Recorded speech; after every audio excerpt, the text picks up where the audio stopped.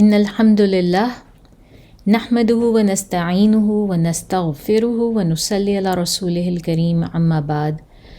اعوذ باللہ من الشیطان الرجیم بسم اللہ الرحمن الرحیم رب اشرح لی صدری ویسر لی امری واحلل عقدۃ من لسانی یفقہوا قولی آمین یا رب العالمین۔ السلام علیکم ورحمۃ اللہ وبرکاتہ۔ سیرہ سیشن کا پارٹ 93 ہے۔ ہم نے لاسٹ ٹائم اس کو سٹاپ کیا تھا، ہم حضرت صفیہ رضی اللہ تعالیٰ عنہ کے متعلق بات کر رہے تھے، اور خیبر کی جنگ جو ہے وہ ختم ہی ہوئی جاتی ہے اور صفیہ رضی اللہ تعالیٰ عنہ کی شادی ہو جاتی ہے رسول صلی اللہ علیہ وسلم سے، اور ان کے جو معاملات چل رہے ہیں گھر میں، کس طرح سے ان کی جو سسٹر وائفز ہیں وہ ڈیل کر رہی ہیں، اور کس طرح سے ان کو دیکھ رہی ہیں، ان کے آپس میں گھریلو کیا جو ہے وہ تھوڑی بہت چپکلش چل رہی ہے، تھوڑی سی جیلسی ہے اور تانا ترشی ہے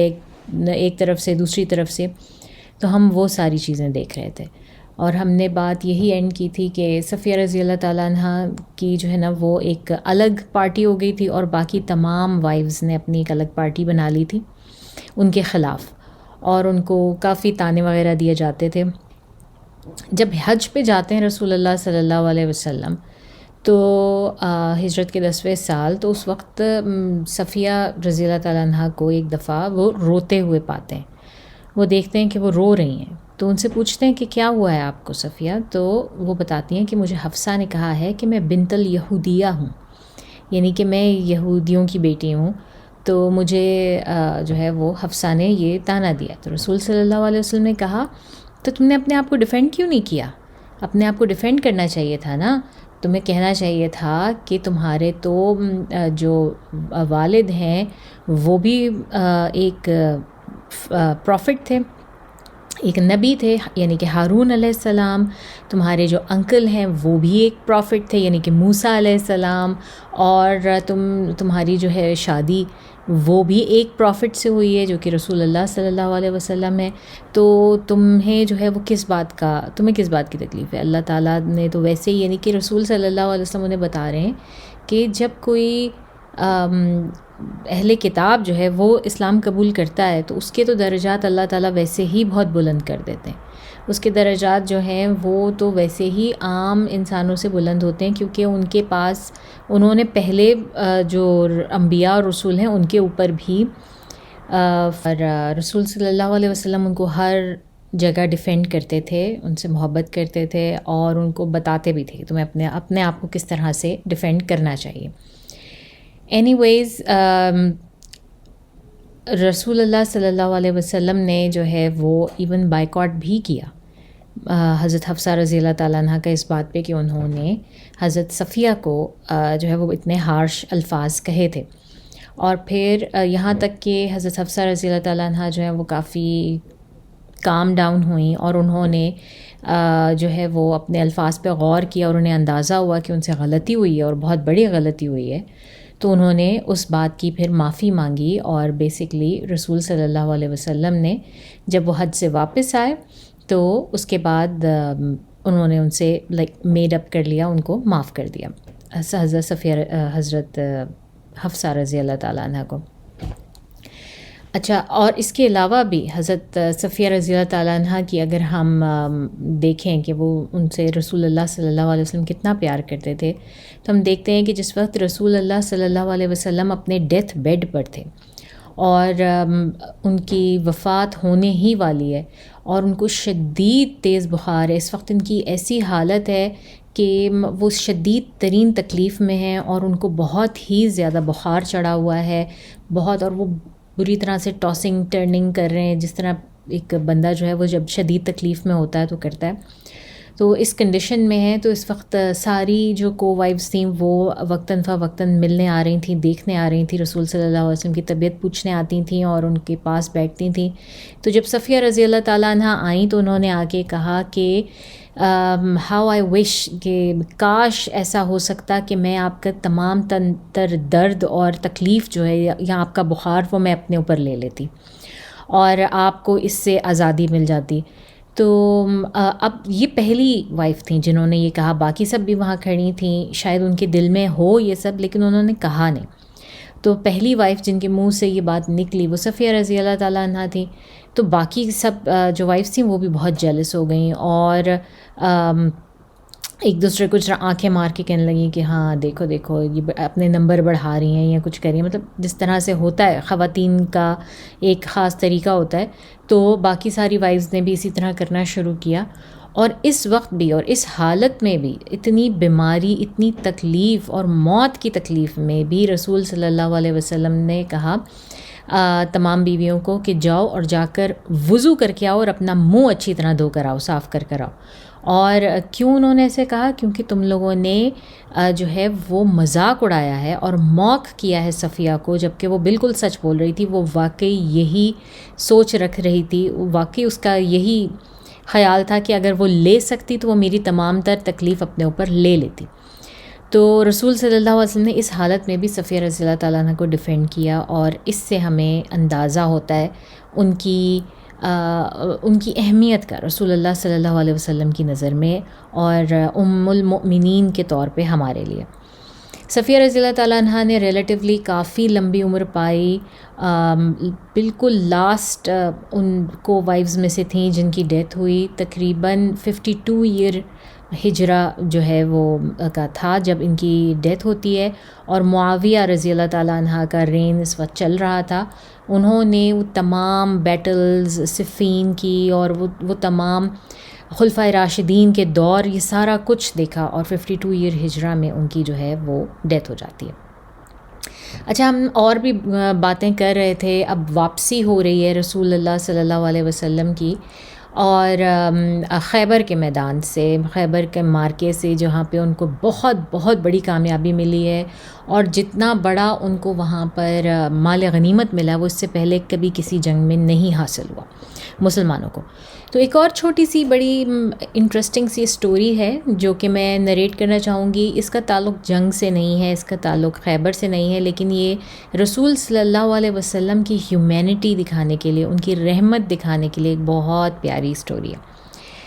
اچھا, اب رسول صلی اللہ علیہ وسلم جس وقت غالباً آ رہے تھے یا جا رہے تھے, یہ اتنا کنفرم نہیں ہے, یہ اس اسٹوری میں مینشن نہیں ہے, لیکن کسی ایک ٹائم پر ایسا ہوا کہ جب وہ اپنے اونٹ پر سوار تھے تو ان کے پاس ایک ایکسٹرا جگہ تھی کہ وہاں پر کوئی بیٹھ سکتا تھا. تو رسول صلی اللہ علیہ وسلم نے, ایک عورتوں کا بھی ایک گروپ تھا جو ساتھ گیا تھا, جس کے بارے میں ہم نے بات کی تھی کہ یہ عورتیں جو ہیں نہ صرف ان میں سے کچھ لڑتی تھیں باقاعدہ, بلکہ زیادہ تر ان کا کام ہوتا تھا جو بہت بیمار ہو جائیں یا بہت زخمی ہو جائیں ان کی دیکھ بھال کرنا, کھانے کا انتظام کرنا, اور اوڑھنے پہننے کا ہر طرح کا جو بیک ہینڈ, جو وار کرنے کے لیے جو ہے اگر آدمی جا رہے ہیں بہت بڑے کام کے لیے تو اس کے بیک ہینڈ جتنی پریپریشن ہے اور اس کے بعد کا جتنا کام ہے وہ سارا یہ خواتین سنبھالتی تھیں. تو یہ پورا ایک ٹولی سی سمجھ لیں تھی کہ جس میں جو ہے یہ ساری خواتین جاتی تھیں اور والنٹیئر کرتی تھیں. ان میں انصار کی ایک بچی بھی تھی جو کہ انڈر جو ہے ابھی جسے آپ کہتے ہیں نا کہ ابھی پیوبرٹی سے نہیں گزری تھی, ایک چھوٹی بچی بھی ان کے ساتھ تھی. تو رسول صلی اللہ علیہ وسلم نے سفر کے دوران ان کو کہا کہ why don't you come and sit with me. تو وہ ان کے رسول صلی اللہ علیہ وسلم کے پیچھے ان کا جو کیمل تھا اس پہ سوار ہوگی بچی ان کے ساتھ, اور رسول صلی اللہ علیہ وسلم جو ہے وہ اس کو کہانیاں سناتے ہوئے, باتیں کرتے ہوئے اس بچی کے ساتھ جو ہے وہ اب سفر کر رہے ہیں, سب لوگ جا رہے ہیں. اور جب یہ سفر رکا, اور یہ بچی 7-8 سال کی تھی, ٹھیک ہے, تو اب جب یہ لوگ رکے, جب انہیں اترنا تھا تو رسول صلی اللہ علیہ وسلم نے کہا کہ اس بچی کو بھی کہا کہ بیٹا تم بھی اب نیچے آ جاؤ. تو وہ نہ اترے وہاں سے, وہ بیٹھی رہی, نہ اترے ہی نہ. تو اس کے بعد اور جب رسول صلی اللہ علیہ وسلم نے کافی دفعہ کہا اور وہ بچی نہیں اتری, اور بالکل جیسے آنکھیں بند کر کے جھکا کے اور سر جھکا کے بس بیٹھی رہی کہ اس کو سنائی دے رہا ہے اور وہ کرنا چاہتی لیکن وہ کر نہیں سک رہی, اس طرح سے وہ اس کے اوپر بیٹھی رہی, جمی رہی. تو اچھا, اب یہ بچی وہاں پہ بیٹھی ہوئی ہے جہاں پر لگیج ہے. تو رسول صلی اللہ علیہ وسلم نے دیکھا کہ جو ہے انہوں نے دیکھا کہ جس جگہ وہ بیٹھی ہوئی تھی وہاں پر جو سامان تھا, جس چیز کے اوپر بھی بیٹھی ہوئی تھی, سیڈل تھی یا کچھ بھی تھی, وہاں پر بلڈ کے نشان لگے ہوئے. تو رسول صلی اللہ علیہ وسلم سمجھ گئے کہ this girl has just started Hare puberty right now. اب آپ اس بچی کی حالت دیکھیں اور سوچیں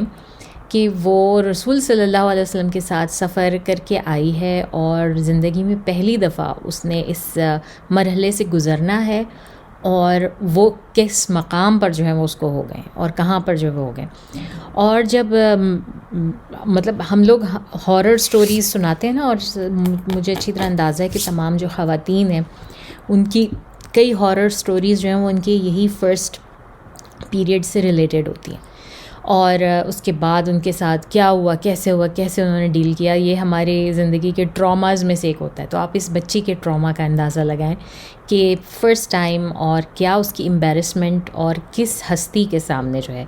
لیکن ہم جو چیز دیکھتے ہیں, جو ریاکشن دیکھتے ہیں رسول اللہ صلی اللہ علیہ وسلم کے سامنے سے, وہ بھی جو ہے نا جسے کہتے ہیں کہ بالکل بتائے جانے کے قابل ہے کہ رسول صلی اللہ علیہ وسلم نے دیکھا اور وہ سمجھ گئے. اور اس کے بعد انہوں نے ان خواتین کو کہا کہ اس بچی کو جو ہے انہوں نے بہت ایٹ ایز کیا, انہوں نے کہا it's okay, it's all right, تم نیچے آ جاؤ. اور جب وہ نیچے اتری کہ جو ہے اس سے پوچھا رسول صلی اللہ علیہ وسلم نے کہ شاید تمہیں جو ہے نا وہ پیریڈز اسٹارٹ ہو گئے, تو اس بچی نے نوڈ کیا جی. تو اس نے کہا کہ کوئی بات نہیں, تم نیچے اترو, جاؤ جا کے اپنے آپ کو صاف کرو, اور اس کے بعد تھوڑے گرم پانی میں نمک ڈال کے جو ہے وہ اس سے اپنے آپ کو صاف کرو, اور اس کے بعد آ کے یہ جگہ بھی صاف کر دو جس جگہ پر وہ بیٹھی ہوئی تھی. اور رسول صلی اللہ علیہ وسلم نے بہت آرام سے اس کو ہیلپ کی, اتارا سیڈل سے نیچے, اور وہ بچی گئی اور اس نے اسی طرح سے پرفارم کیا. لیکن مطلب اس سے آپ کو کیا بات پتہ چلتی ہے, ہم لوگ اتنے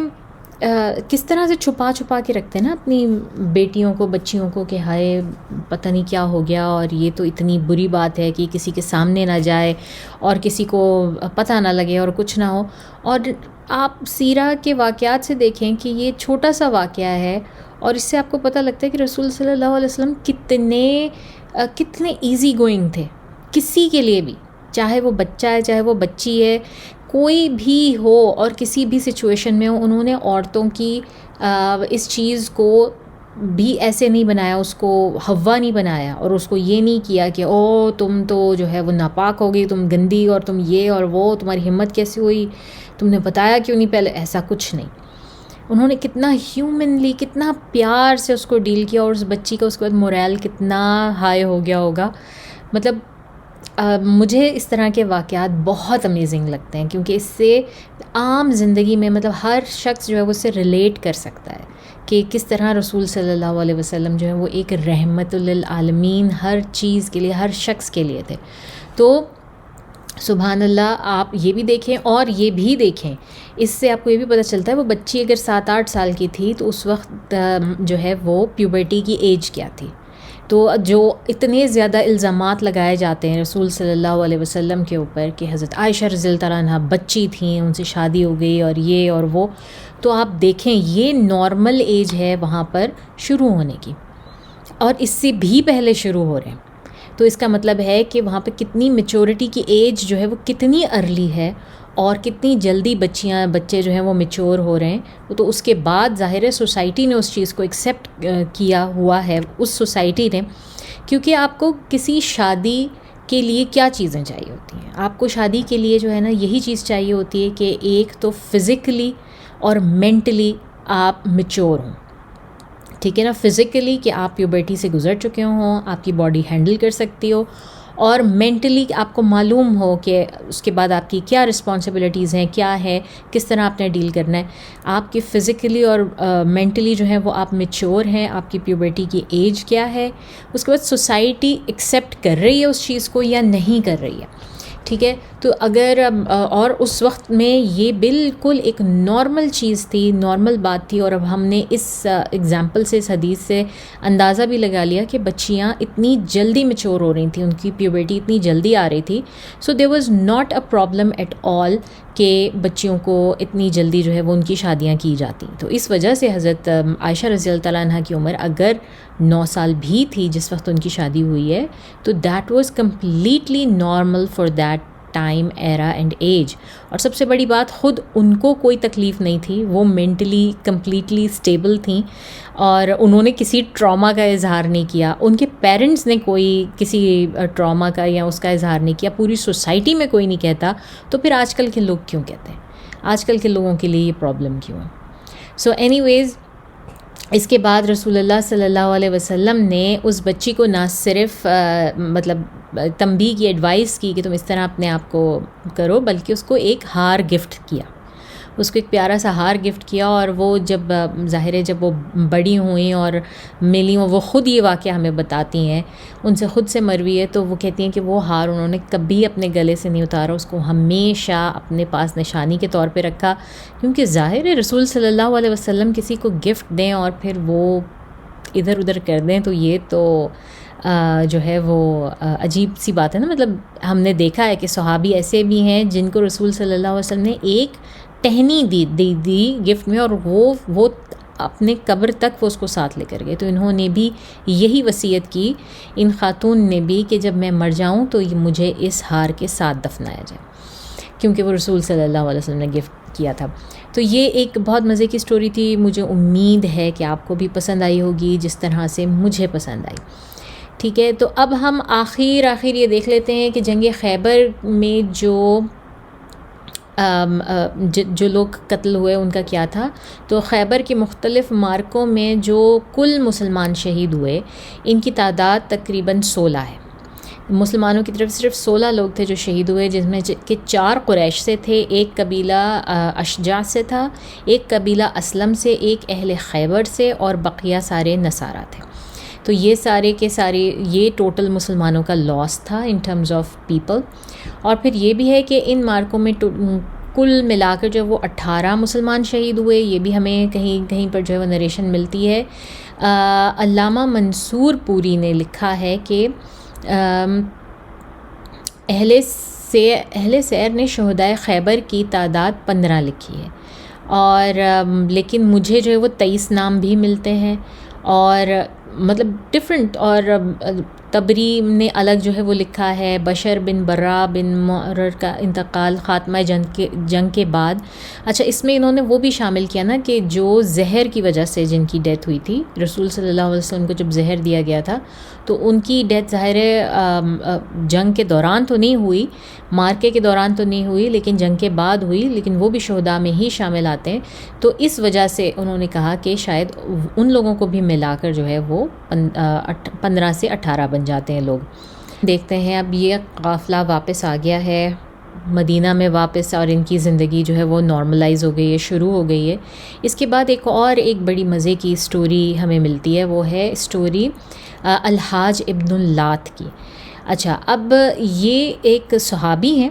ظاہر الحاج ابن اللات، اور یہ خود اس واقعے کو جو ہے وہ مینشن کرتے ہیں. ابن اسحاق نے اس کو لکھا ہے، ابن ہشام نے، ابن کثیر نے، مسند امام احمد میں بھی ہمیں یہ واقعہ ملتا ہے، جس کو ہم کہتے ہیں واقعہ الحاج ابن اللات. الحاج اور ان کی وائف جو ہے نا، یہ مکہ میں ہی رہتے تھے. یہ صحابی اوریجنلی مکہ سے تھے، لیکن ایسا تھا کہ یہ اور ان کی وائف سیم پیج پہ نہیں تھے. یعنی کہ اس طرح تھا کہ انہوں نے کسی وقت جو ہے وہ اسلام قبول کر لیا، اور انہوں نے اپنا اسلام جو ہے وہ بہت ہڈن رکھا، اور ان کی وائف نے اسلام قبول نہیں کیا. تو یہ ایک پیج پر نہیں تھے، اور شاید انہوں نے اپنی وائف کو بتایا بھی نہیں کہ یہ اسلام قبول کر چکے ہیں. تو اس کے بعد جب خیبر کی جنگ ہو جاتی ہے نا، تو یہ کسی طرح سے مکہ سے نکلتے ہیں، اور کسی وجہ سے، کیونکہ یہ انہوں نے اپنا اسلام تو ظاہر نہیں کیا ہوا، تو ظاہر ہے کہ صلح حدیبیہ کے روح سے بھی ان کے اوپر پابندی نہیں ہے مدینہ جانے پہ. یہ مدینہ آتے ہیں اور رسول صلی اللہ علیہ وسلم کو جو ہے وہ بتاتے ہیں کہ میں نے اسلام قبول کر لیا یا رسول اللہ صلی اللہ علیہ وسلم، اور آپ مجھے جس طرح بھی چاہیں جو ہیں وہ مطلب یوز کر سکتے ہیں، میں آپ کے ساتھ رہنا چاہتا ہوں.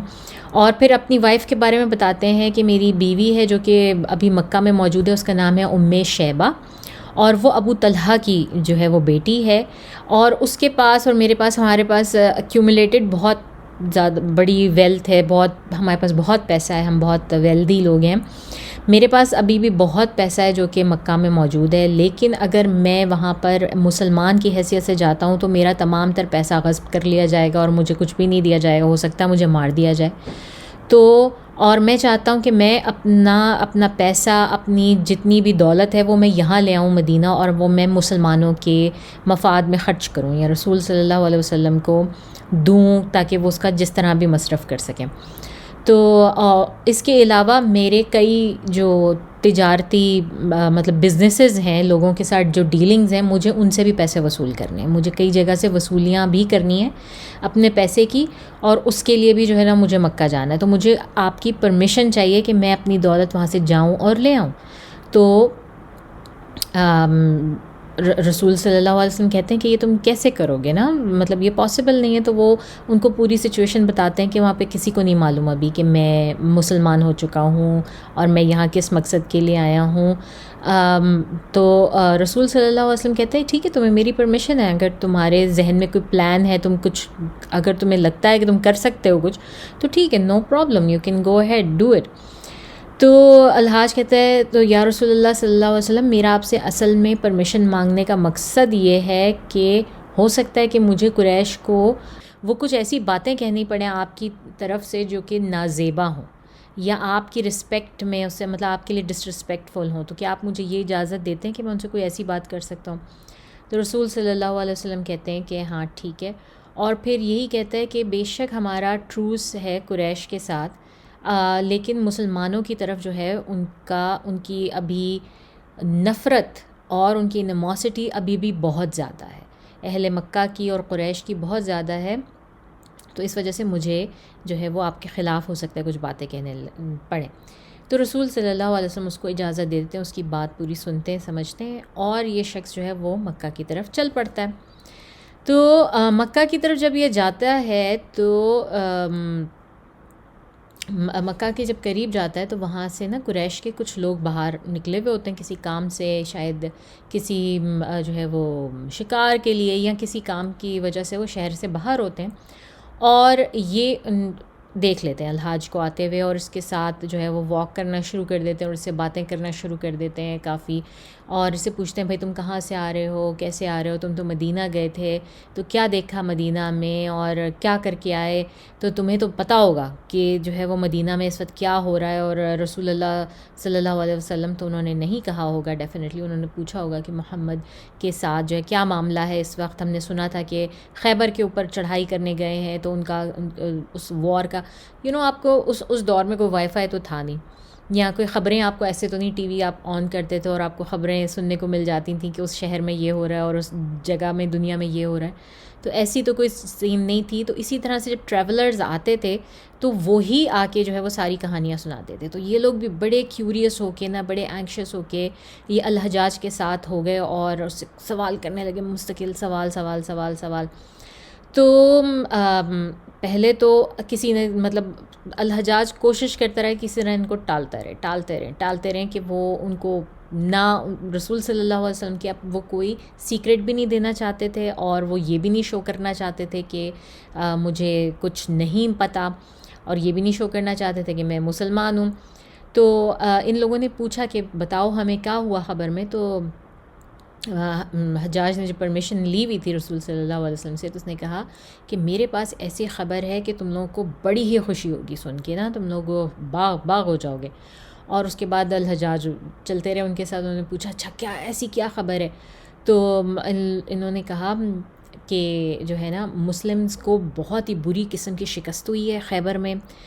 جیوز کے ہاتھوں، اور کئی صحابہ جو ہیں وہ رسول اللہ صلی اللہ علیہ وسلم کے وہ پکڑ لیے گئے ہیں ان کو، اور کئی کو مار دیا گیا ہے. خود رسول اللہ صلی اللہ علیہ وسلم جو ہیں وہ بھی پکڑ لیے گئے ہیں، ان کو پکڑ لیا ہے یہودیوں نے،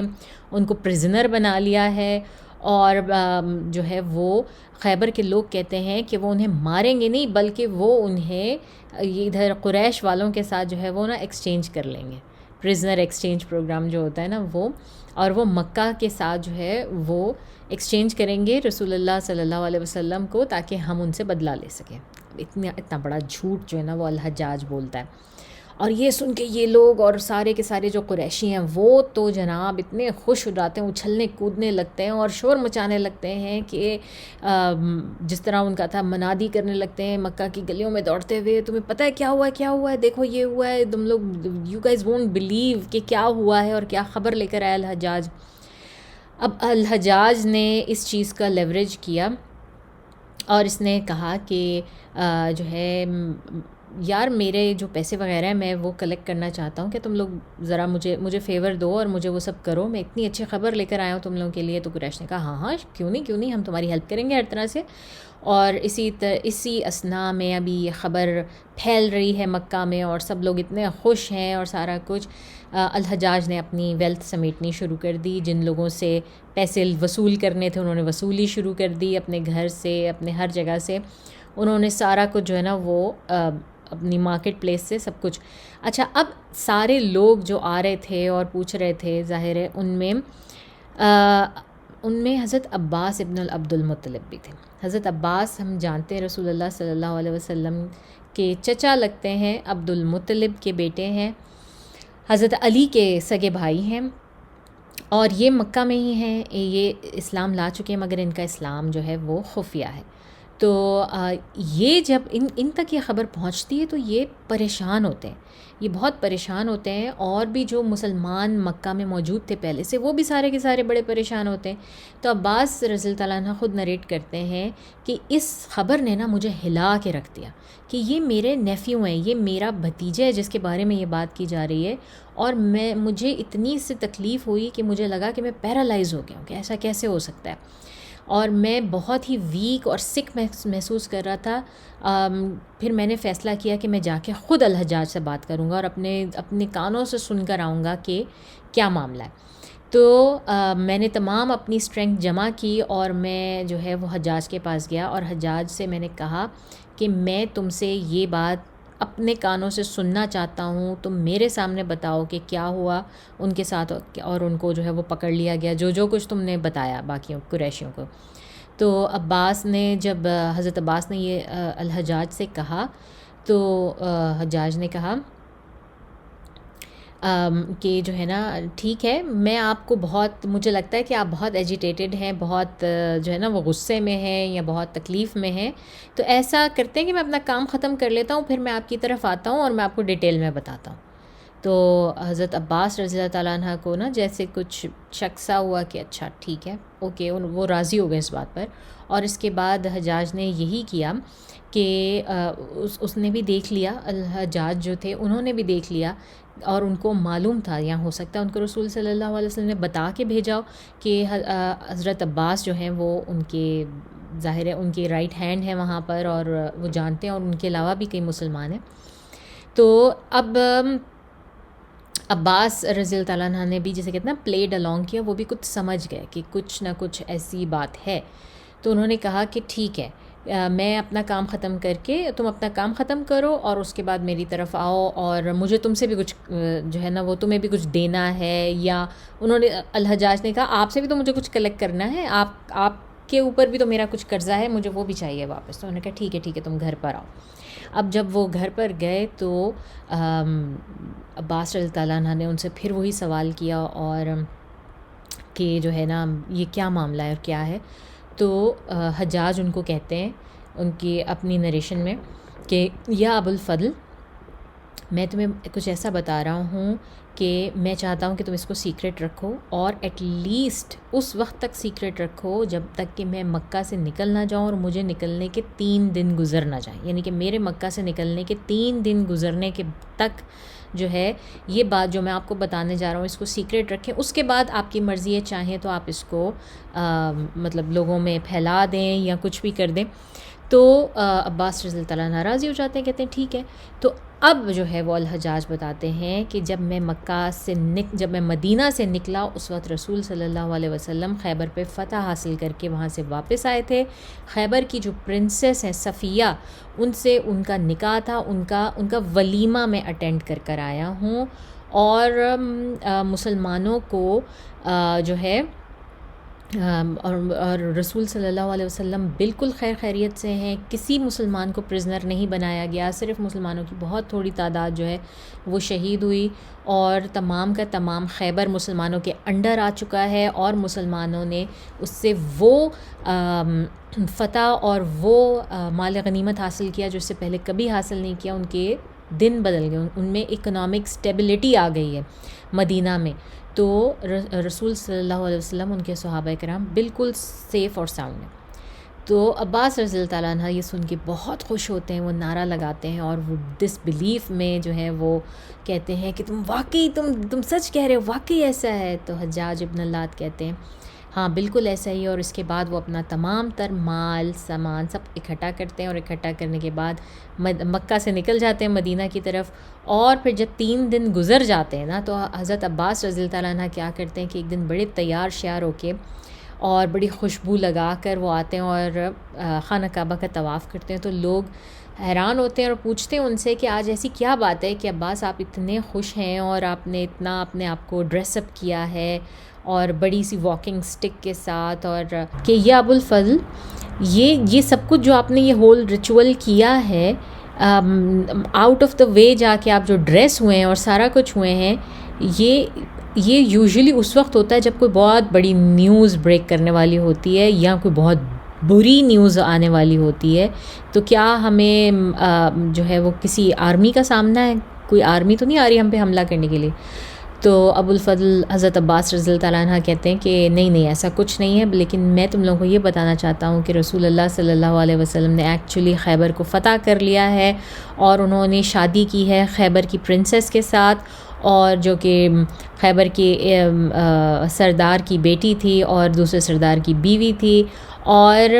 اب وہ جو ہے وہ مدر آف بلیورز میں سے ہے۔ اور رسول صلی اللہ علیہ وسلم مدینہ جو ہے وہ اکنامکلی اب پہلے سے بھی زیادہ سٹیبل ہو گیا اور سارا کچھ ہو گیا۔ اور جب قریش یہ سنتے ہیں تو ان کو غصہ بھی چڑھتا ہے، اور ان کی وہ جو سٹی گم ہو جاتی ہے، اور وہ کہتے ہیں کہ یہ الحجاج جو ہے یہ تو ہمیں ٹرک کر کے نکل گیا، اور اس نے ہمیں ٹرک کیا، اور ہم اس کو پکڑ کے اور اس کو ڈیل کریں گے۔ لیکن اس وقت تک 3 دن گزر چکے ہوتے ہیں، اور حجاج جو ہے وہ مکہ کی سرحد سے بہت دور نکل چکے ہوتے ہیں۔ So now there was no وے کہ یہ لوگ ان کو ڈھونڈ سکیں۔ اور جو ہے آپ کو یاد ہے نا، ہم نے بات کی تھی کہ کتنا خطرہ تھا مکہ سے باہر ان قریشیوں کو صلح حدیبیہ کے بعد، کیونکہ ایک پوری کنٹنجنٹ ان لوگوں کی جو کہ مکہ سے بھاگے ہوئے تھے، مسلمان تھے، جن کو اجازت نہیں تھی مدینہ جانے کی، ان کا پورا ایک جو ہے وہ ہائی وے بینڈٹس کا گروہ بن گیا تھا، جن کی باقاعدہ پھر جو ہے وہ ان لوگوں نے رسول صلی اللہ علیہ وسلم سے درخواست کی کہ آپ ان کو اپنے اندر لے لیں، ان کو مدینہ بلا لیں، ورنہ یہ ہمیں لوٹ کے ہمارا ستیہ ناش کر دیں گے۔ تو اسی طرح سے پھر یہ لوگ الحجاج کے پیچھے نہیں جا سکے، اور الحجاج نے اس طرح مدینہ میں جو ہے وہ کی، اپنی ہجرت کی، اپنی تمام تر ویلتھ رسول صلی اللہ علیہ وسلم کو دی، ان کی خدمت میں حاضر کی، اور پھر وہ وہیں پر ایز اے مہاجر رہ کر انہوں نے اپنی باقی کی زندگی رسول صلی اللہ علیہ وسلم کی خدمت میں اور اسلام کی خدمت میں گزاری۔ تو جناب یہ ایک قصہ تھا، ایک اور قصہ تھا خیبر کے فوراً بعد کا، اور اسی طرح کے اور بھی ہمیں قصے ملتے رہتے ہیں جو کہ ہم آگے پیچھے دیکھتے رہتے ہیں۔ تو وہ ہو سکتا ہے جب آپ خود اپنی اسٹڈی کریں تو آپ کو کسی کتاب میں اور بھی کچھ مختلف قصے ملیں۔ میں سارے کے سارے نہیں یہاں پر آپ کو سنا رہی، لیکن جو چیدہ تھے، جو مجھے لگا کہ جن سے کوئی بینیفٹ مل سکتا ہے ہمیں، وہ میں نے آپ کو سنائے۔ اب ہم جاتے ہیں، اب ہمارا جو ہے نا وہ شفٹ ہوتا ہے۔ اب ہم بات کریں گے کہ رسول صلی اللہ علیہ وسلم نے اب واپس جا کے اور یا پیرالل میں کون سے کام کر رہے تھے۔ صلح حدیبیہ کے بعد ہم نے بات کی تھی کہ یہ امن کا 10 سال کا جو ٹائم مل گیا تھا نا مسلمانوں کو، جس میں کہ ان کو اب قریش کی طرف سے ٹینشن نہیں تھی، اب خیبر کی فتح کے بعد اب ان کو جیوز کی طرف سے بھی ٹینشن نہیں ہے۔ تو بیسکلی مسلمانوں کے پاس جو ہے نا اب وہ ٹائم تھا آن دیئر ہینڈ، ان کو اب یہ پرابلم نہیں تھی کہ ان کو عرب کی طرف سے ہی جو ہے وہ کسی زیادہ اس کا سامنا کرنا پڑے گا، مخالفت کا۔ تو پھر رسول صلی اللہ علیہ وسلم نے اس وقت کو غنیمت جانا اور اس میں دنیا میں گلوبلی جو ہے انہوں نے دعوت کا، اسلام کا پیغام پہنچانا شروع کیا. اور اس وقت کا جو طریقہ تھا کہ وہ ایمیسری بھیجتے تھے، اپنا ایک وفد بھیجتے تھے، اس کے ہاتھ جو ہے وہ اپنا لیٹر بنا کے بھیجا جاتا تھا. تو رسول صلی اللہ علیہ وسلم نے بھی وہی کیا، اور اس کے فوراً بعد کہتے ہیں تقریباً رسول صلی اللہ علیہ وسلم نے کچھ نہیں تو 25 مختلف خطوط، مختلف جو ہے وہ عمرہ اور جو کنگز تھے اس وقت ارد گرد کے ممالک کے، ان کی طرف روانہ کیے. اور ان میں سے کئی ایسے، اور یہ خطوط جو ہیں ان میں سے اکثر بالکل اپنی اوریجنل حالت میں، یا جسے ہم کہیں کہ ٹرانسلیٹڈ ہمیں ملتے ہیں، ہماری کتابوں میں جو ہے وہ موجود ہیں. ہماری جو سیرہ کی کتابیں ہیں اور جو حدیث کی کتابیں ہیں، یہ خطوط ان میں منون ایز اٹ از موجود ہیں. تو اور یہ ہم نے پہلے بھی بات کی تھی کہ غزوہ خیبر پہ جانے سے پہلے یہ سلسلہ رسول اللہ صلی اللہ علیہ وسلم نے شروع کر دیا تھا، مگر یہ سلسلہ ان کی وفات تک جاری رہا. تو یہ کوئی ایک ٹائم پیریڈ کی بات نہیں ہے کہ اس وقت رسول صلی اللہ علیہ وسلم نے ایک ہی ساتھ سارے خط لکھے اور سارے وقت بھیجے. نہیں، ایسا نہیں تھا. یہ مختلف آگے پیچھے تو ہو سکتا ہے کہ میرے بتانے میں بھی، میں جو آپ کو ابھی بتا رہی ہوں، ہو سکتا ہے یہ خط انہوں نے پہلے بھیجا ہو. تو ان میں بہت بہت مشہور خط جو ہیں، وہ جو سب سے مشہور خط یا جس کا سب سے پازیٹیو جس کا رپلائی ملا رسول اللہ صلی اللہ علیہ وسلم کو، وہ تھا نجاشی، حبشہ کے بادشاہ نجاشی کے نام. اور ہمیں معلوم ہے کہ ابھی مسلمان جو ہیں وہ واپس آئے ہیں. ٹھیک ہے، ہم نے خیبر میں پڑھا کہ خیبر کے دوران جو ہے وہ مسلمان حضرت جعفر رضی اللہ تعالیٰ عنہ کی سربراہی میں حبشہ سے واپس آتے ہیں. یہ دوسری ہجرت وہ کرتے ہیں، تیسری دفعہ بلکہ یہ ہجرت کرتے ہیں، اور یہ مدینہ آتے ہیں سب کے سب. تو اب یہ خط جو ہے نا، اکثر لوگوں کا خیال ہے کہ یہ خط یہ ایک خط ہے، یا رسول صلی اللہ علیہ وسلم نے 2 خط بھیجے. پہلے بھی اس سے بھیجا، جعفر کے تھرو جو خط بھیجا رسول صلی اللہ علیہ وسلم نے وہ ڈیفرنٹ تھا. ڈیفرنٹ اسکالرس کی ڈیفرنٹ آ رہا ہے. اور لیکن یہ خط جو ہے وہ ہمیں کافی اسکالرز ایسے ہیں جو کہتے ہیں کہ نہیں، یہ اس موقع پر آخر میں جو ہے نا وہ نجاشی کو بھیجا، ابھی جس وقت رسول صلی اللہ علیہ وسلم نے ان کو واپس آنے کا حکم نہیں دیا تھا، یہ خط اس وقت بھیجا گیا، یعنی کہ خیبر پہ جانے سے بھی پہلے. اور اس خط میں رسول صلی اللہ علیہ وسلم نے نہ صرف نجاشی کو اسلام کی دعوت دی، بلکہ یہ بھی کہا کہ آپ ان مسلمانوں کو اب بھجوا دیجئے، مدینہ بھجوا دیں. تو ہم دیکھتے ہیں کہ مسلمان جو ہیں، یہ جعفر رضی اللہ تعالیٰ عنہ کی سربراہی میں اس وقت حبشہ میں 13 سال ہو گئے انہیں رہتے ہوئے. 13 سال ایک بہت لمبا عرصہ ہوتا ہے. 13 سال مسلمانوں کو وہاں پہ رہتے ہوئے ہو گیا ہے. یا جب حضرت جعفر رضی اللہ تعالیٰ عنہ جو ہیں وہ ابیسینیا کے لیے گئے تھے، اور رسول صلی اللہ علیہ وسلم نے جب خط لکھنے کا سلسلہ شروع کیا تو اس وقت ان کو بتایا گیا کہ یا رسول اللہ، جو دنیا کے کنگز ہیں سارے کے سارے، یہ اس طرح سے جو ہے نا وہ کسی کنگ کی طرف سے، کسی دوسرے کنگ کی طرف سے آیا ہوا لیٹر قبول نہیں کرتے جب تک کہ اس پہ ان کی مہر نہ ہو. اور یہ مہر اس بات کی نشانی ہوتی ہے کہ کسی اور نے اس خط کو بیچ میں سے ٹیمپر نہیں کیا، کھولا نہیں، اور یا اپنی طرف سے کچھ نہیں کیا. تو رسول صلی اللہ علیہ وسلم کو یہ تجویز پسند آئی. انہوں نے ایک انگوٹھی بنانے کا حکم دیا اور کہا کہ اس کا جو ہے وہ اس پہ اس طرح سے لکھا جائے. تو رسول صلی اللہ علیہ وسلم نے یہ انگوٹھی بنوائی، جو کہ ہم سب کو معلوم ہے، آئی تھنک ہر مسلمان جانتا ہے کہ وہ کس طرح سے اللہ، رسول محمد، اس طرح سے جو ہے وہ اس میں 3 سطروں میں جو ہے وہ 3 لفظ لکھے ہوئے ہیں. اور یہ چاندی کی انگوٹھی رسول صلی اللہ علیہ وسلم نے بنوائی، اور اس کے بعد اس کو اسی طریقے سے مہر کے طور پہ جو ہے وہ اس سے کام لیا رسول صلی اللہ علیہ وسلم نے، جیسا کہ باقی کے ان کو بتایا گیا باقی کے. اب اس سے ہمیں ایک چیز یہ بھی پتہ لگتی ہے کہ بہت سارے لوگوں کا خیال یہ ہے کہ اسلام جو ہے نا بس آپ وہی فالو کریں جو آپ کے پاس حدیث اور سنہ میں موجود ہے، اس میں کوئی گنجائش نہیں ہے کسی نئی چیز کے آنے کی اور یا اس کو اڈاپٹ کرنے کی یا کچھ کرنے کی. جبکہ ہم یہ چھوٹی چھوٹی چیزیں جب دیکھتے ہیں نا سیرہ میں، تو اس سے ہمیں اندازہ ہوتا ہے کہ رسول صلی اللہ علیہ وسلم نے ہرگز منع نہیں کیا. کوئی دنیا میں کوئی نیا نارم چل رہا ہے اس وقت کا، اس دور کا، تو رسول صلی اللہ علیہ وسلم نے اس کو اپنایا ہے، اسلام نے اس کو اپنے اندر لیا ہے، اس کی جسے کہتے ہیں لمٹس متعین کی ہیں، اس میں کسی قسم کا شرک نہیں شامل ہونا چاہیے، لیکن اس میں کوئی حرج نہیں ہے کہ آپ کوئی بھی نئی چیز کو ایز اے ٹول یوز کریں۔ اب رسول صلی اللہ علیہ وسلم، یہ عرب کا تو نہیں تھا دستور کہ وہ مہر بناتے، اور مہر اس طرح چاندی کی ہونی چاہیے، اور جو ہے وہ اس طرح سے اس کو کرتے، لیکن رسول صلی اللہ علیہ وسلم نے سنا، ان کو لاجیکل لگا، ان کو بات سمجھ آئی، انہوں نے کہا ہاں ٹھیک ہے، نو پرابلم۔ جب یہ ہمارے دین میں، جب یہ ہمارے عقیدے میں کسی قسم کا کوئی آلٹر نہیں کری تو اس کا کوئی مسئلہ نہیں ہے، we can completely trust on it, we can completely use it. تو وہی چیز ہوئی، اور رسول صلی اللہ علیہ وسلم نے یہ مہر بنوا لی، اور اس کے بعد یہ خط بھیجا۔ اس کی عبارت کچھ اس طرح سے ہے کہ یہ خط محمد نبی اللہ صلی اللہ علیہ وسلم کی طرف سے نجاشی اصحمہ شاہ حبشہ کے نام ہے۔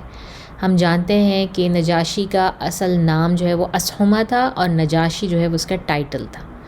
ٹھیک ہے۔ اس پر سلام جو ہدایت کی پیروی کرے اور اللہ اور اس کے رسول پر ایمان لائے۔ میں شہادت دیتا ہوں کہ اللہ واحد لا شریک، اور اس کے سوا کوئی عبادت کے لائق نہیں، اس کی نہ کوئی بیوی اختیار کی نہ لڑکا، اور اس کی بھی شہادت دیتا ہوں کہ محمد صلی اللہ علیہ وسلم اس کے بندے اور رسول ہیں، اور عیسیٰ علیہ السلام بھی جو ہے وہ اللہ تعالیٰ کے بندے اور رسول ہیں، اور میں تمہیں اسلام کی دعوت دیتا ہوں، لہٰذا اسلام لاؤ اور سلامت رہو گے۔ یہ جملہ رسول اللہ صلی اللہ علیہ وسلم نے ہر خط میں لکھا، اسلم تسلم، یعنی کہ تم اسلام لاؤ، تم پر سلامتی کی جائے گی۔ اے اہل کتاب، ایک ایسی بات کی طرف آؤ جو ہمارے اور تمہارے درمیان برابر ہے، ہم اللہ کے سوا کسی اور کی عبادت نہ کریں اور اس کے ساتھ کسی کو شریک نہ ٹھہرائیں، اور ہم میں سے بعض کو اللہ کے بجائے رب نہ بنائیں۔ بس اگر وہ منہ موڑیں تو کہہ دو کہ گواہ رہو ہم مسلمان ہیں، یعنی کہ یہ ایک سورہ آل عمران کی آیت ہے، جو بہت مشہور آیت ہے، جس کا یہ ترجمہ ہے۔ اگر تم نے دعوت قبول نہ کی تو اپنے قوم کے نصارہ کا گناہ بھی تم پر ہوگا۔ تو یہ خط رسول صلی اللہ علیہ وسلم نے نجاشی کے نام بھیجا، اور ظاہر ہے کہ یہ سب سے سکسیسفل تھا۔ کہتے ہیں کہ مطلب یہ خط نجاشی نے جو ہے وہ حضرت جعفر رضی اللہ تعالیٰ عنہ کی موجودگی میں پڑھا یا ان سے پڑھوایا، اور اس کے بعد جو ہے یہ خط رسول اللہ صلی اللہ علیہ وسلم نے عمرو بن امیہ الدمری کے ہاتھوں جو ہے وہ بھیجا تھا، نجاشی کے حوالے کیا۔ تو اور کہتے ہیں کہ نجاشی نے اسے لے کر اپنی آنکھوں سے لگایا اور تخت سے اتر کر زمین پر آیا اور حضرت جعفر رضی اللہ تعالیٰ عنہ کے ہاتھوں پر اسلام قبول کیا، اور نبی کریم صلی اللہ علیہ وسلم کی طرف اس نے جواباً خط بھی لکھا۔ تو اب یہ بات بھی، یہ اس بارے میں بھی تھوڑی سی ایمبیگیوٹی ہے کہ نجاشی نے اسلام پہلے قبول کیا تھا، یا جو ہے جس وقت رسول صلی اللہ علیہ وسلم نے پہلے خط لکھا تھا اور ان کے صحابہ کرام جو ہے وہاں پر گئے تھے ایز امیگرنٹس، اس وقت جو ہے وہ نجاشی نے اسلام قبول کر لیا تھا، یا جو ہے وہ اس وقت قبول کیا۔ تو لگتا جو ہے یاسر قاضی جو ہیں وہ یہ کہتے ہیں کہ ایسا لگتا ہے کہ نجاشی ہمیشہ سے اسلام کے ساتھ سمپیتھیٹک تو تھا، کیونکہ وہ خود بھی اسکالر تھا کرسچینٹی کا، اور وہ خود بھی اسی ڈینومینیشن کو مانتا تھا کرسچینٹی کی، جس میں کہ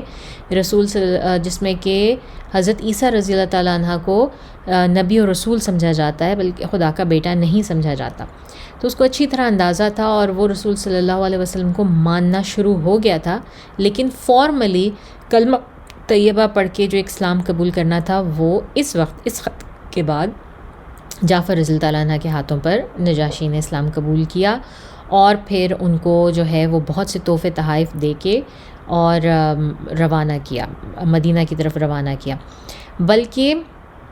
یہ بھی کہا جاتا ہے کہ نجاشی نے اس خط کے رپلائی کے طور پہ اپنے بیٹے کو بھیجا تھا، اور اس بیٹے کا نام تھا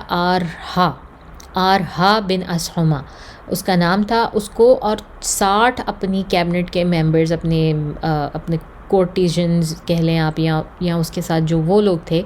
جو سملر اس پہ جو ہے وہ بلیو رکھتے تھے عقیدے کے اوپر، ان کو بھیجا، اور پھر یہ بھی کہا جاتا ہے کہ یہ 2 کشتیوں میں سوار ہو کے حبشہ سے مدینہ کی طرف آ رہے تھے، مگر رستے میں طوفان آیا اور ان کی کشتی الٹ گئی اور یہ سب کے سب مارے گئے اس میں، تو یہ پہنچ نہیں سکے رسول صلی اللہ علیہ وسلم کی طرف۔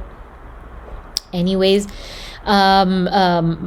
اس کے بارے میں ہمیں زیادہ نہیں معلوم، لیکن رسول صلی اللہ علیہ وسلم کی طرف سے جو ہے ایک خط ضرور ہوتا ہے، رسول صلی اللہ علیہ وسلم کو نجاشی کی طرف سے ایک خط ضرور وصول ہوتا ہے، جس میں لکھتا ہے کہ محمد بسم اللہ الرحمن الرحیم، محمد صلی اللہ علیہ وسلم رسول اللہ کی خدمت میں نجاشی اسہمہ کی طرف سے، اے اللہ کے نبی، آپ پر اللہ کی طرف سے سلام اور اس کی رحمت اور برکت ہو، وہ اللہ جس کے سوا کوئی عبادت کے لائق نہیں، اے اللہ کے رسول، مجھے آپ کا گرامی نامہ ملا جس میں میں نے عیسیٰ کا معاملہ ذکر کیا ہے، خدائے آسمان و زمین کی قسم، آپ نے جو کچھ ذکر فرمایا حضرت عیسیٰ اس سے ایک تنکا بڑھ کر نہ تھے، وہ ویسے ہی ہیں جیسے آپ نے ذکر فرمایا، پھر آپ نے جو کچھ ہمارے پاس بھیجا ہم نے اسے جانا اور آپ کے چچیرے بھائی اور آپ کے صحابہ کی مہمان نوازی کی، اور میں شہادت دیتا ہوں کہ آپ اللہ کے سچے اور پکے رسول ہیں، اور میں نے آپ سے بیعت کی اور آپ کے چچیرے بھائی سے بیعت کی اور ان کے ہاتھ پر اللہ رب العالمین کے لیے اسلام قبول کیا۔ نبی کریم صلی اللہ علیہ وسلم تو یہ جو ہے یہ والا خط اسہمہ نے نجاشی نے رسول صلی اللہ علیہ وسلم کو بھیجا، اور یہ بھی کہتے ہیں کہ انہوں نے یہ تک کہا کہ اگر آپ صلی اللہ علیہ وسلم چاہیں تو میں بنفس نفیس آپ کی خدمت میں سب اپنا تاج و تخت چھوڑتا ہوں اور میں آپ کی خدمت میں حاضر ہوتا ہوں، تو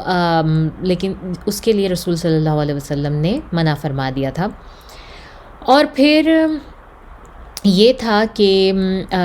نجاشی کی جو ہے وہ ڈیتھ ہو جاتی ہے، اور نجاشی کی ڈیتھ کی خبر جو ہے وہ اللہ تعالیٰ رسول اللہ صلی اللہ علیہ وسلم کو دیتے ہیں علم الغیب میں سے، یعنی کہ ان کو خود سے جو ہے وہ خبر دیتے ہیں جیسے ہی نجاشی کی ڈیتھ ہوتی ہے، اور اسی صبح جو ہے وہ رسول اللہ صلی اللہ علیہ وسلم اپنے تمام تر صحابہ کرام کو کہتے ہیں کہ آج تمہارے بھائی جو ہے وہ اسہمہ کی بہت دور جو ہے نا وہ سمندر پار اس کی ڈیتھ ہو گئی ہے اور ہم نے اس کا جنازہ پڑھنا ہے۔ تو یہ واحد وقت ہے پوری کی پوری سیرہ میں جس میں کہ رسول صلی اللہ علیہ وسلم جنازہ للغیب، یا جسے ہمیں غائبانہ نماز جنازہ کہتے ہیں، وہ پڑھاتے ہیں، اور وہ نجاشی کی پڑھائی جاتی ہے۔ اور پھر اس سے کئی وہی فقہی مسائل نکلتے ہیں کہ کس وقت پڑھانی چاہیے نماز جنازہ غائبانہ، کس وقت الاؤڈ ہے کس وقت نہیں ہے، اور زیادہ اس کا جو صحیح آنسر ہے غالباً وہ یہی ہے کہ کوئی ایسا شخص جو کہ جس کا اسلام نون ہے، جو مسلمان ہے، اور وہ ایک ایسی جگہ پر ہے کہ جہاں پر اس کے اوپر کوئی نماز جنازہ پڑھنے والا نہیں ہے، اور کوئی وہاں پہ مسلمان شاید موجود نہیں ہے کیونکہ مسلمان وہاں سے سب کے سب واپس آ چکے ہیں، تو ایسے شخص کے لیے غائبانہ نماز جنازہ پڑھائی جاتی ہے۔ تو یہی ہوا، اور اسی طرح سے جو ہے وہ نجاشی کا اختتام ہوتا ہے۔ لیکن یہ رسول صلی اللہ علیہ وسلم کی تمام تر جو انہوں نے گلوبل کیمپینز چلائیں دعویٰ کی، ان میں سب سے سکسیسفل کیمپین تھی۔ یہ خط جو ہے وہ سن 6 ہجری کے آخر میں یا 7 ہجری کے شروع میں جا رہا ہے، اور نجاشی کی ڈیتھ جو ہے وہ سن 9 ہجری میں ہو رہی ہے۔ تو یہ سب باتیں بہت جسے کہتے ہیں نا وہ ہیں الائنڈ ود دا ہسٹری ہے۔ اس میں بہت ساری ڈیٹیلز ہیں جو کہ صرف آپ کو اسلامک ہسٹری میں ملیں گی، شاید دوسری طرف کی ہسٹری میں نہ ملیں، لیکن ڈیٹس اور رینز کہ یہ بندہ اس وقت جو ہے وہ کر رہا تھا اس ملک کو، یہ بندہ چلا رہا تھا، یا اس کا کنگ یہ تھا، وہ سب جو ہے وہ ہسٹوریکلی الائنڈ ہوتے ہیں، نہ صرف ہماری اپنی ہسٹری میں بلکہ ویسٹرن ہسٹری میں بھی اور ہر جگہ سے۔ تو یہ سب سے کامیاب خط تھا رسول صلی اللہ علیہ وسلم کو۔ اور اس کے بعد جو دوسرا بادشاہ اور اس کا جانشین آیا سلطنت پہ، تو نبی کریم صلی اللہ علیہ وسلم نے اس کے پاس بھی ایک خط بھیجا، لیکن یہ ہمیں نہیں معلوم کہ اس کا کیا رد عمل رہا، اس نے اسلام قبول کیا یا نہیں کیا، اس بارے میں ہم نہیں جانتے۔ تو یہ تھے نجاشی کا خط۔ اس کے بعد اور بہت سارے خطوط ہیں جن میں بہت جو جسے کہتے ہیں نا کہ ہم نے اپنی ٹیکسٹ بکس میں سے بھی پڑھے ہیں، وہ کسریٰ کے نام، خسرو پرویز جو پرشین کنگ تھا اس وقت، اس کے نام، اور سیزر ہرقل جس کو ہم کہتے ہیں ہیراکیولس، یہ جو ہے وہ قیصر روم جس کو کہا جاتا ہے سیزر قیصر روم، یہ اس کے نام. یہ والے خطوط بہت اہمیت کے حامل ہیں. اس کے علاوہ رسول صلی اللہ علیہ وسلم نے ایک خط بحرین کے جو ہے وہ بادشاہ کو یا ان کا جو ٹرائبل لیڈر تھا ان کو بھیجا. تو اس طرح سے یہ کافی خطوط ہیں جس کا ہم ڈیٹیل میں ذکر کریں گے. اگر میں نے ابھی شروع کیے تو ہم شاید یہ سٹوری پوری نہ کر سکیں، اس لیے میں آج کا سیشن یہیں پہ رکھتی ہوں، اتنا ہی رکھتی ہوں. تو انشاءاللہ اگلے ہفتے ہم ان خطوط پہ مزید بات کریں گے اور دیکھیں گے کہ رسول صلی اللہ علیہ وسلم نے کس طرح سے پورے دنیا میں جو ہے وہ دعویٰ پھیلائی، اور اس کے بعد اس کا کیا کیا ری ایکشن ہوا، کس طرح سے دنیا میں اسلام پھیل رہا ہے اس کے بعد. ٹھیک ہے، تو اب تک کے لیے ہم اتنا ہی رکھتے ہیں. دعاؤں میں بہت یاد رکھیے گا. غلطی اور لیگنگ کے لیے آج میں آپ سے معافی چاہتی ہوں، کیونکہ میں نے کافی عرصے کے بعد دوبارہ آئی ہوں، تھوڑی سی آؤٹ آف پریکٹس بھی ہوں اور بہت زیادہ تھکی ہوئی بھی ہوں. تو انشاءاللہ اگلے ہفتے پھر ملاقات ہوں گے بیٹر موڈ کے ساتھ، بیٹر ریسرچ کے ساتھ. اب تک کے لیے اتنا ہی. وآخر دعوانا ان الحمد للہ رب العالمین. سبحانک اللہم نشہد ان لا الہ الا انت نستغفرک ونتوب الیک. السلام علیکم ورحمۃ اللہ وبرکاتہ.